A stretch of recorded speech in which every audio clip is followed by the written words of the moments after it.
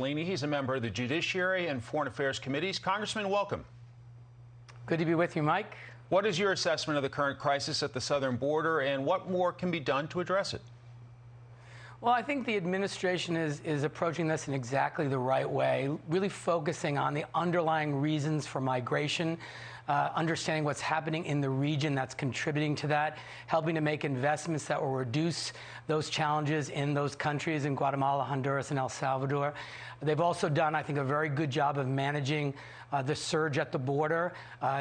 The reports now are that children are in custody of the Border Patrol for 30 hours as opposed to 120 hours, so a significant reduction, which means they're being placed properly in settings that are appropriate for children. But this is a complicated, difficult challenge, and we want an immigration system that is orderly, fair, and reflects our values. That really reflects the values of our country.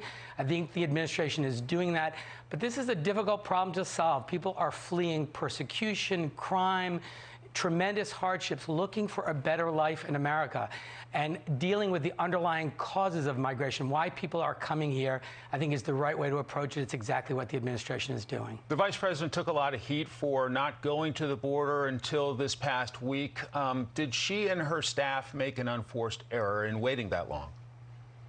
Look, I think the administration, from the very first day that the Biden-Harris administration took office, understood that they inherited a broken immigration system and that there were real challenges at the border. And they began to work immediately to be sure that we were putting in place an orderly and a fair and a humane system to deal with our immigration challenges.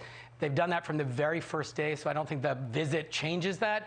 Obviously, understanding what's happening at the border is critical, and I think the administration has demonstrated a deep understanding of the challenges and is approaching it in the right way that really reflects who we are as a country and the values. You know, the immigration, the asylum and refugee system have been described as the crown jewel of American humanitarian position, and I think that's right. And we have to protect that system and make sure that people can access it in a fair and humane way. To infrastructure, how do you assess the agreement President Biden has struck with bipartisan senators, sir? Well, I think the infrastructure agreement is a good start. It's a little over $1 trillion of investment in roads, bridges, ports, public transit.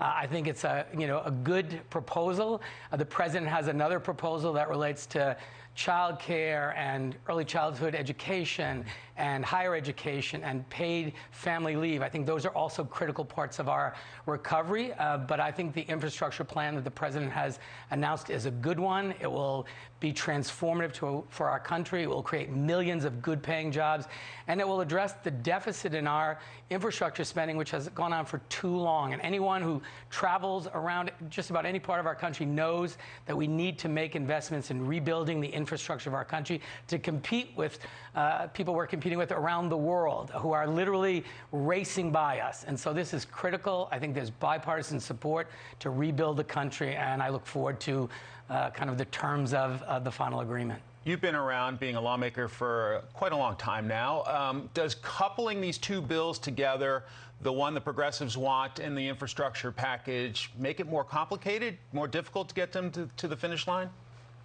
I don't think so. I think what the president is saying is there's bipartisan support for the infrastructure bill or the deal that he's described. I think there's tremendous support in the Democratic Party for investments in families and working families in particular to help people get to recover after COVID. The Republicans are going to continue to oppose paid family leave, sick leave, affordable child care, investments in junior and community colleges. Democrats are going to keep fighting for that. We're going to fight for investments in housing. We're going to fight for investments in school construction. So I think, again, the president has reached a compromise. I'm part of it. But Democrats are going to keep fighting for those things which we know are essential to working families, and I think we can do both things. And we'll see where the votes are. Congressman David Cicilline from the great state of Rhode Island, thanks for your time, sir. My pleasure. Coming up.